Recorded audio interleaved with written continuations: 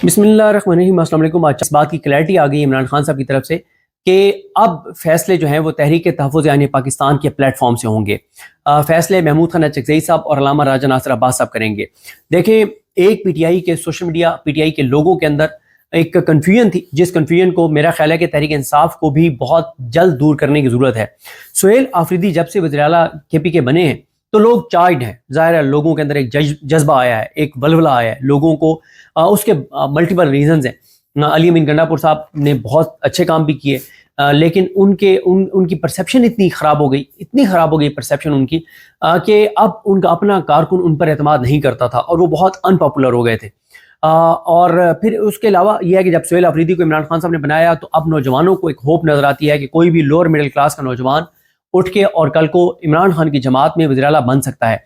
फिर उनके क्योंकि तकरीर माजी की सारी वो सख्त हैं, फिर वो एक बिल्कुल आम वर्कर की तरह वो रहे हैं, तो एक यूथ के अंदर बड़ा हम जोश खरोश देख रहे हैं। मैं आपको बताऊं कि मैं जब भी CM सेक्रेटेरिएट या CM हाउस जाना होता है तो आपको वहाँ पे CM हाउस की अगर आप बात करें, आपको 90% वहाँ पे यूथ और ISF के नौजवान जो हैं वो नज़र आते हैं। आपको उनकी तंजीम के अहदेदारान नज़र आते हैं। आप देखते हैं कि रोज़ाना वहाँ पे मीटिंग्स हो रही होती हैं, और उनके जो नौजवान हैं जो ISF में और यूथ में इन सब का हिस्सा रहे, वो आपको बहुत एक्टिव नज़र आते हैं। तो नौजवानों के अंदर एक जोश है।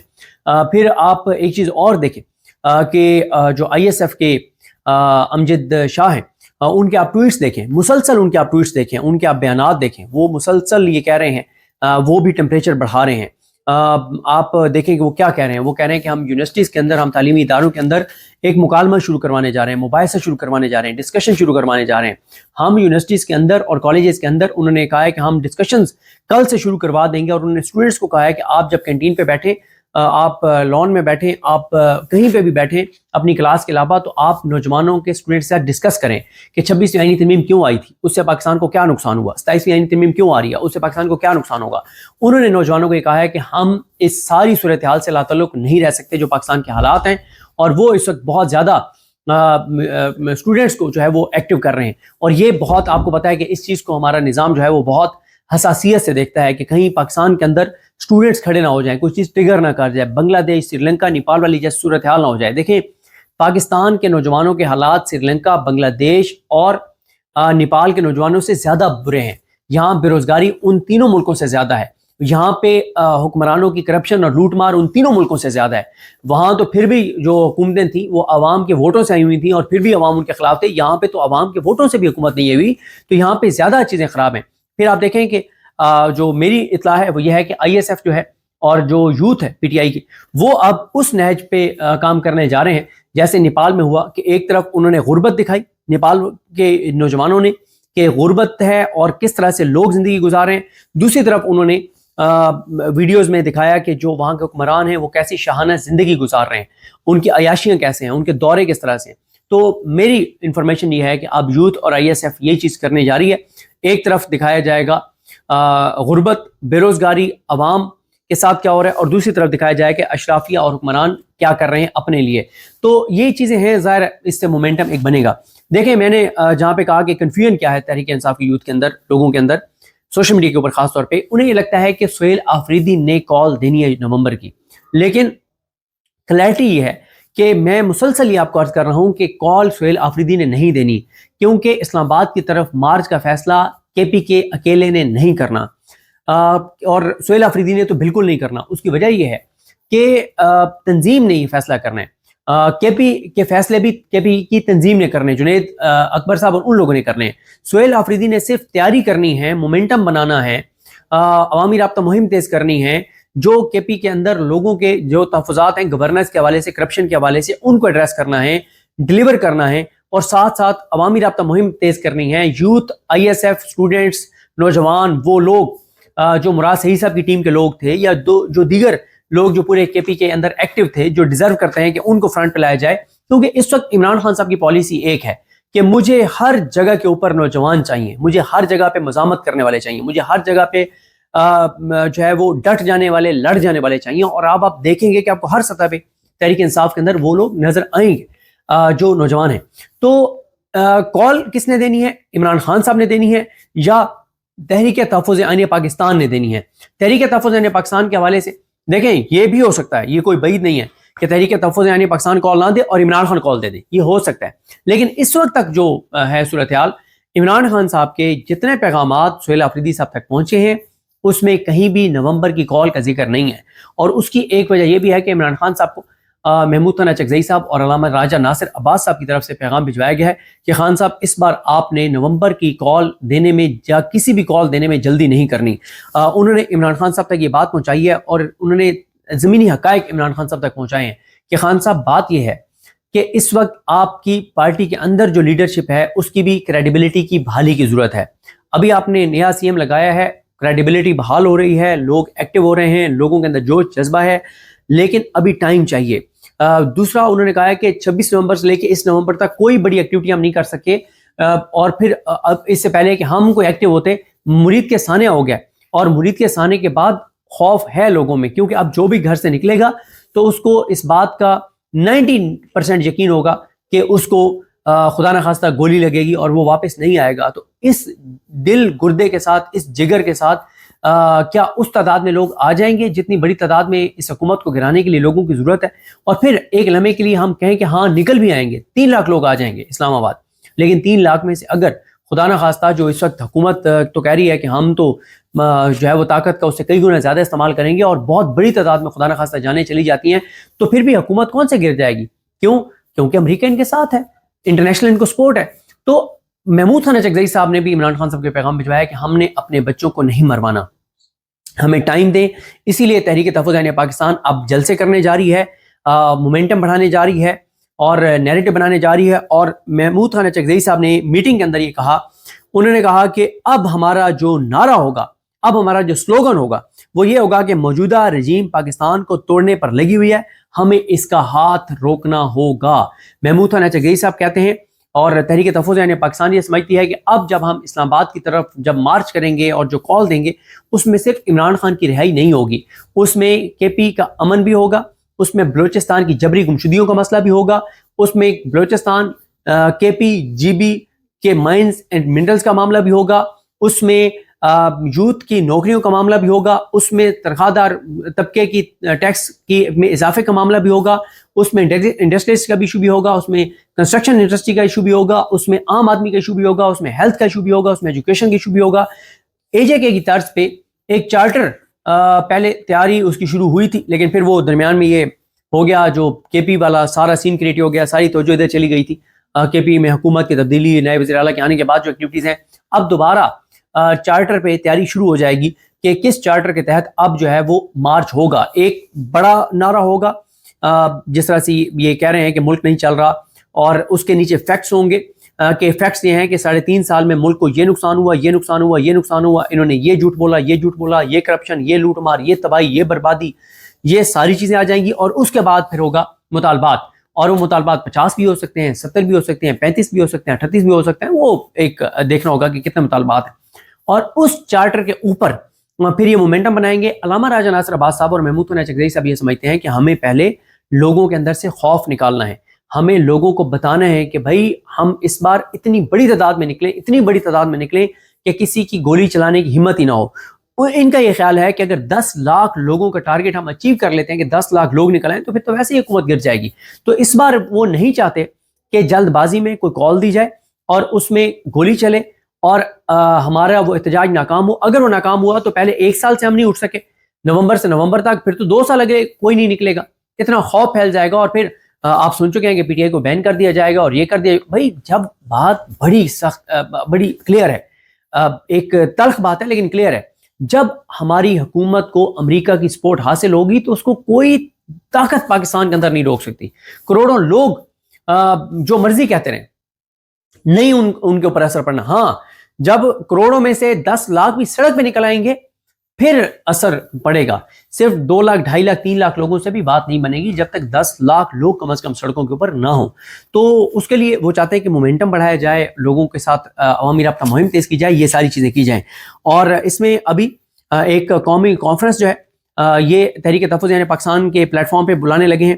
اور اسی طرح سے جو ہے وہ جلسے ہوں گے، عوامی رابطہ مہم ہوگی، ملاقاتیں ہوں گی، بار کے نمائندوں سے ملاقاتیں ہوں گی، بار ایسوسیشنز کے نمائندوں سے ملاقاتیں ہوں گی، تاجروں سے ملاقاتیں ہوں گی، اسٹیک ہولڈر سے ملاقاتیں ہوں گی۔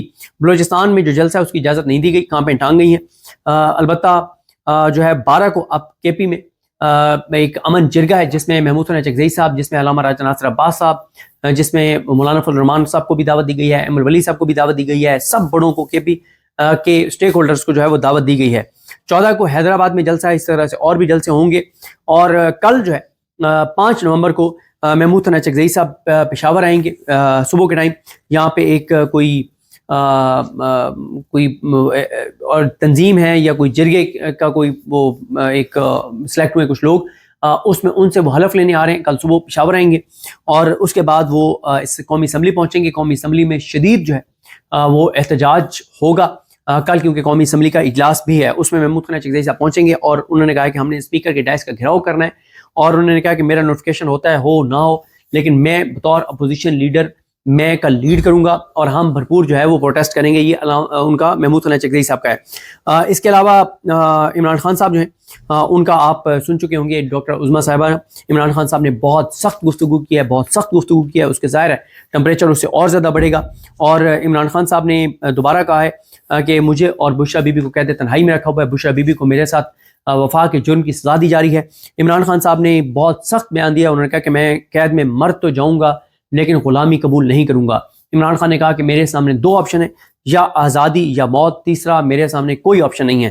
انہوں نے کہا کہ تحریک انصاف کسی صورت بھی اسٹیبلشمنٹ سے یا حکومت سے کوئی بات نہیں کرے گی۔ اس میں رضوان غلزئی صاحب کی خبر یہ ہے کہ تحریک انصاف جو ہے اس سے پس پردہ رابطے کیے گئے ہیں، اور رضوان غلزئی صاحب کا خیال یہ ہے کہ عمران خان صاحب تک یہ پیغام پہنچایا گیا کہ ہمیں بلایا گیا ہے ملاقات کے لیے، تو آپ بتائیں ہمیں جانا چاہیے نہیں جانا چاہیے۔ تو عمران خان نے تحریک انصاف سے یہ اختیار ہی واپس لے لیا کہ تحریک انصاف کا کوئی بھی رہنما جو ہے وہ اسٹیبلشمنٹ کی کسی بھی لیول کی شخصیت سے ملنے کے لیے جائے۔ عمران خان صاحب نے بات چیت کا مکمل اختیار جو ہے وہ محمود حسن چکزئی صاحب اور علامہ راجہ ناصر عباس صاحب کو دے دیا ہے۔ عمران خان صاحب ایک بڑی امپورٹنٹ چیز ہے وہ یہ ہے کہ عمران خان صاحب نے سلمان اکرم راجہ صاحب پہ مکمل اعتماد کا اظہار کیا ہے، اور اب انہوں نے کیٹاگوریکل کہہ دیا ہے کہ پارٹی کے انسٹرکشن صرف اور صرف آئیں گے اگر باہر تو وہ سلمان اکرم راجہ کے ذریعے آئیں گی۔ سلمان اکرم راجہ صاحب انہوں نے اعتماد کا اظہار کیا ہے۔ آپ نے دیکھا کہ ان کے خلاف کچھ ٹویٹس بھی ہوئے تھے، لیکن ان ٹویٹس کے اوپر اگر آپ جا کے دیکھیں 90% لوگوں نے سلمان اکرم راجہ صاحب کو ڈیفینڈ کیا۔ دیکھیں میں کتنی ویڈیوز میں ان پہ تنقید بھی کرتا ہوں، لیکن میں ساتھ ایک بات کرتا ہوں، میں کہتا ہوں آپ سلمان اکرم راجہ صاحب پہ یہ تنقید کر سکتے ہیں کہ ان کی حکمت عملی ٹھیک نہیں ہے، آپ ان پہ یہ تنقید کر سکتے ہیں کہ ان کا یہ عمل غلط ہے، آپ ان کے اوپر یہ تنقید کر سکتے ہیں کہ ان کی پارٹی کے اوپر جو گرپ ہونی چاہیے بطور سیکرٹری جنرل وہ نہیں ہے، لیکن آپ یہ ان کے اوپر الزام کو نہیں لگا سکتا کہ وہ غدار ہیں، وہ عمران خان سے دھوکہ کریں گے، وہ چابی والے کھلونے ہیں، وہ اردلی ہیں، یہ ان کے اوپر کوئی الزام نہیں لگا سکتا۔ ہم نے بڑے قریب سے ان کو دیکھا ہے، وہ مخلص ہیں۔ ہاں ظاہر ہے ان کا پولیٹیکل ایکسپیرینس اس سطح کا نہیں ہے، اس میں انہوں نے وہ غلطیاں بھی کرتے ہوں گے، لیکن غلطی کرنے میں اور بددیانتی میں اور جان بوجھ کے غداری کرنے میں بہت فرق ہوتا ہے۔ غلطیاں ہوتی رہتی ہیں، جب آپ کام کر رہے ہوتے ہیں تو اگر آپ 10 چیزیں ٹھیک کر رہے ہیں تو 2 آپ سے غلط بھی ہو سکتی ہیں۔ اور میں آج بھی اپنی بات پہ قائم ہوں کہ سہیل آفریدی صاحب کے معاملے میں مین آف دا میچ جو ہیں وہ سلمان اکرم راجہ تھے۔ سلمان اکرم راجہ جس طرح سے پشاور آئے، بیٹھے، سب کچھ انہوں نے کروایا، ورنہ پی ٹی آئی کے 2 بڑے، ایک اپنا مسٹر گور صاحب، ایک اور بڑے وکیل ہیں، میں ان کا نام نہیں لینا چاہتا، پھر وہ بھی کہیں گے کہ میرے خلاف ایک کمپین شروع کروا دی ہے تم نے، وہ بھی اس حق میں نہیں تھے کہ الیکشن کروایا جائے۔ وہ بھی سمجھتے تھے کہ ہمیں ٹائم ابھی گین کرنا، ٹائم گزارنا چاہیے، اور علی امین گنڈا پور صاحب جائیں گورنر ہاؤس اپنے دستخطوں کی تصدیق کریں، لیکن سلمان اکرم راجہ صاحب اور ان کے ساتھ جو پی ٹی آئی کی قیادت دیگر جو یہاں موجود تھے، جنید اکبر صاحب، اسد کیسر صاحب، ان سب کا یہ تھا کہ ہمیں بالکل ٹائم نہیں دینا چاہیے، اور جب آئین واضح ہے تو ہمیں الیکشن کی طرف جانا چاہیے، اور وہ الیکشن کی طرف گئے اور ان کا فیصلہ درست ثابت ہوا۔ نورین نیازی صاحبہ نے کہا ہے، انہوں نے کہا ہے کہ جو عمران خان صاحب ہیں ان کے حوالے سے مزاحمت ان کی بہنیں اور ان کی پارٹی مزاحمت جاری رکھے گی، ان کے لوگ مزاحمت کارکن جاری رکھیں گے اور وہ رہا ہوں گے۔ اسی طرح سے ہاں ایک مجھے بات یاد آ گئی ہے، وہ بہت امپورٹنٹ ہے، میں بڑی ذمہ داری کے ساتھ آپ کو یہ خبر دے رہا ہوں، میں بڑی ذمہ داری کے ساتھ آپ کو یہ خبر دے رہا ہوں کہ عمران خان صاحب نے آج کی ملاقات میں وکلا پہ بہت اظہار برہمی کیا ہے اور اپنے اراکین قومی و صوبائی اسمبلی سے اظہار ناراضگی کیا ہے۔